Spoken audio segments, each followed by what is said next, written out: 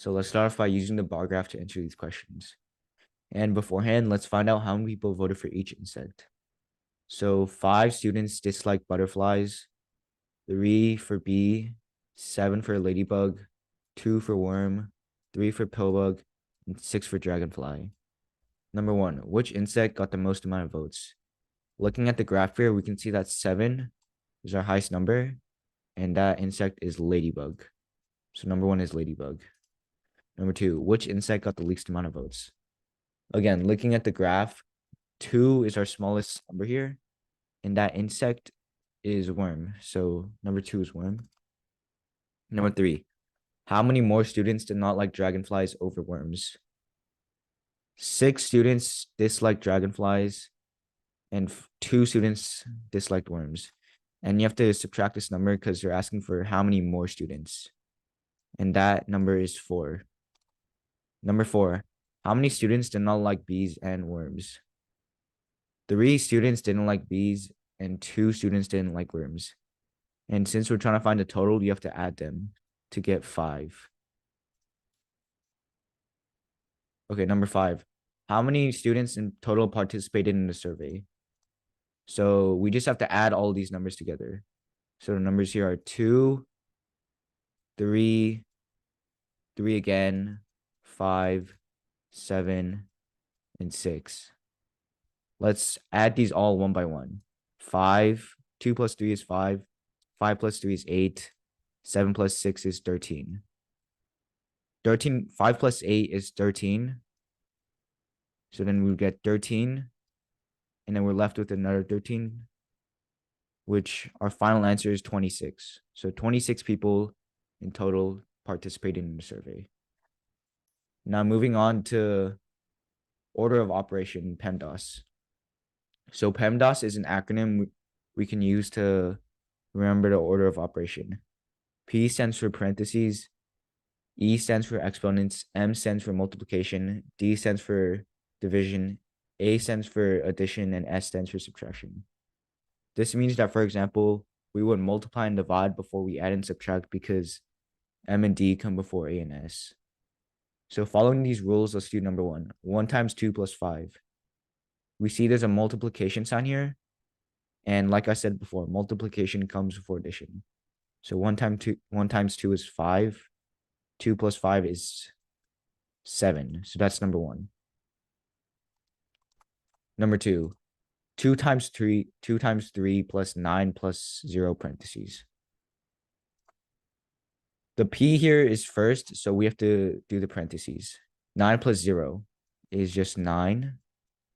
And our new expression is 2 times 3 plus 9.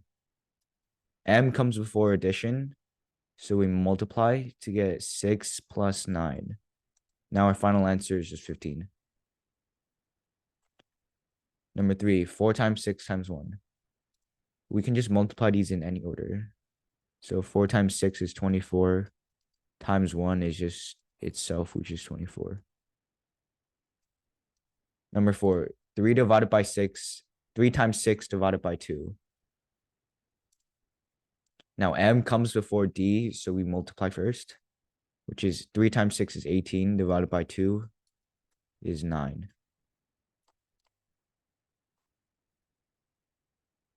Number 5, 2 times 7, parentheses 2 times 7 times 0.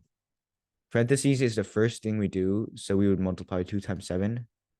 And we're left with 14 times 0, which is just 0.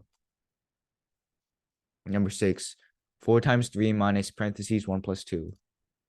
We do the parentheses first again, and we're left with 4 times 3 minus 3. And we multiply first, which would be 12 minus 3, and our final answer would be 9. Now moving on to fractions.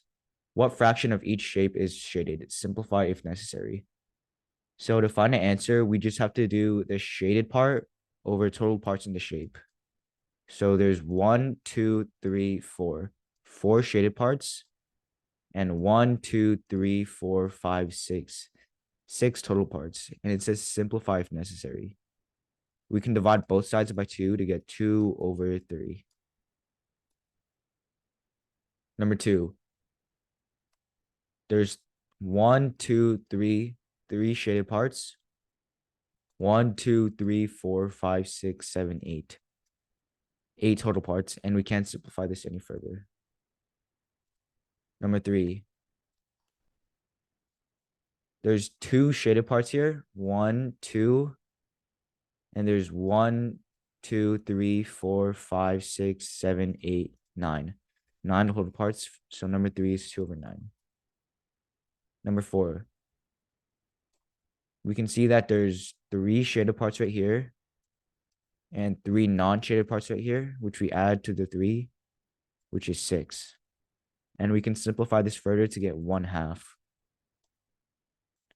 Number 5. There's 1, 2, 2 shaded parts plus this 1 non-shaded part, which is 2/3. Number 6. All of these are shaded. So it's 1, 2, 3, 4. 4 shaded. And since they're all shaded, 4 would be in the denominator 2, which would get 1. Number 7. There's 1 shaded and 4 total. So it's 1/4. Number 8. 3 shaded over 1 non-shaded, which is 3/4. And that's all we're going to do for today.